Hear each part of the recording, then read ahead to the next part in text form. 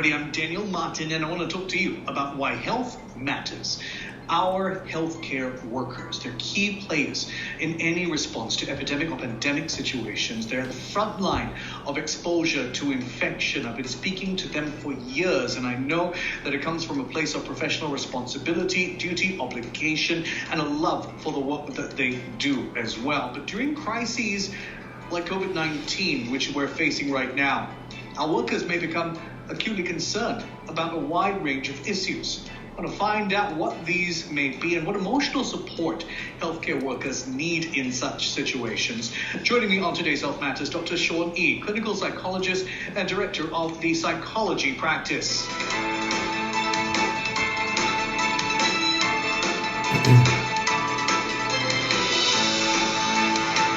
Welcome aboard, Dr. Ee. Thanks for joining me. Thanks for having me. Help my listeners understand. Our healthcare workers, what kinds of issues or anxieties would they likely be facing right now, in your opinion? So Daniel, to understand our healthcare workers' anxieties, we actually need to understand what we all have to deal with in such trying times. So when we feel anxious, we tend to blow things up and view things quite catastrophically. So this is usually our baseline, if that makes sense. But when there is widespread experiences of anxiety in a community, this anxiety can be raised to a disproportionate level. So this anxiety that's associated with a pandemic or epidemic, in my view, is sort of like a paranoid anxiety based on psychological defense processes. So for example, along the lines of something or somebody does it to me and intends to annihilate me. So in other words, this disease can be passed on to me and I will really have to deal with real life or death concerns, right? So when we were to apply this thinking to healthcare workers, on the other hand, these may actually be quite amplified. So I'm talking about both individuals in the front line as well as back-end administration. So the degree of which they begin to fear others, for example, fears of discrimination, as well as fear of actually contracting the disease are all real issues for these individuals, such as myself as well, right? So a paranoid anxiety that causes individuals to fear others being able to put the disease into us can also create a sense of vulnerability in us. And of course, be concerned about the safety of their loved ones too. Right? So one would assume, just like people in the military who have training for this, or people in civil defense who have training for this, would their training help mitigate some of these feelings? Certainly. The thing is, when duty comes first, usually what happens is that we might place ourselves at the back end of the room before actually having to concern ourselves with our own needs. Right. Yeah.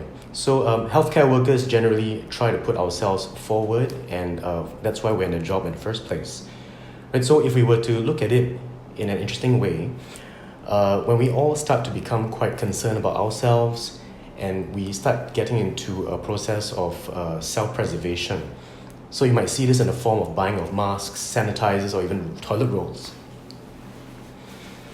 I want to get your advice in terms of the kinds of help that should be extended. What do you think they should be receiving from their employers to ensure that they're in the best emotional state to do their jobs? Because you're right, sometimes it's not just about doctors and nurses and allied healthcare professionals. It could be the receptionists in the clinics or in the hospitals. It could be the workers who are working in the back end.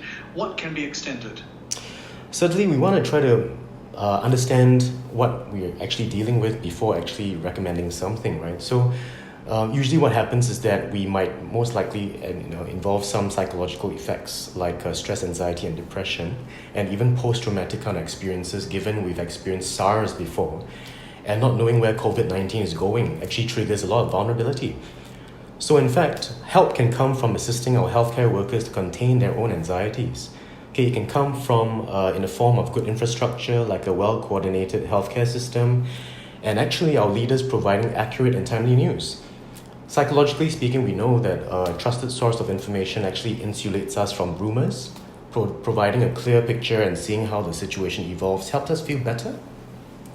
So in addition, there can be other things like employee assistance programs, emotional support, encouragement, material support, so that these healthcare workers can do their jobs properly, right? And of course, very importantly, right, to promote the need to be treated respectfully.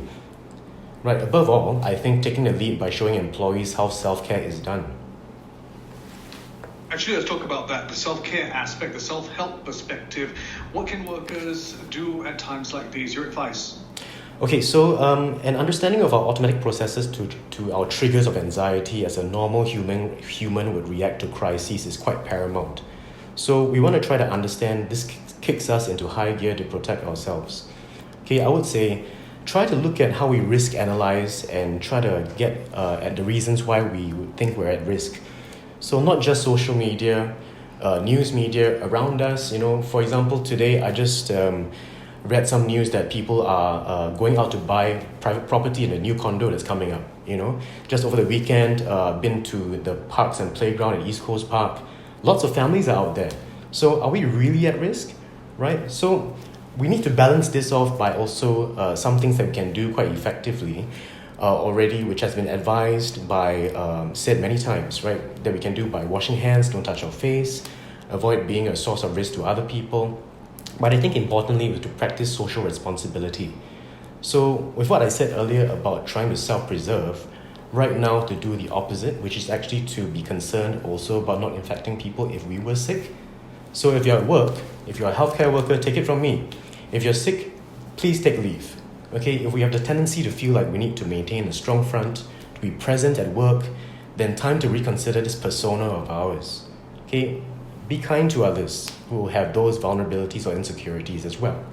So we're all really the same.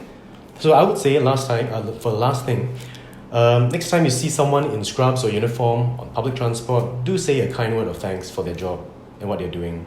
Yeah. That is a great idea indeed. Dr. Ee, thank you for your words of advice. Dr. Shawn Ee, clinical psychologist and director of the psychology practice, joining me on today's Health Matters.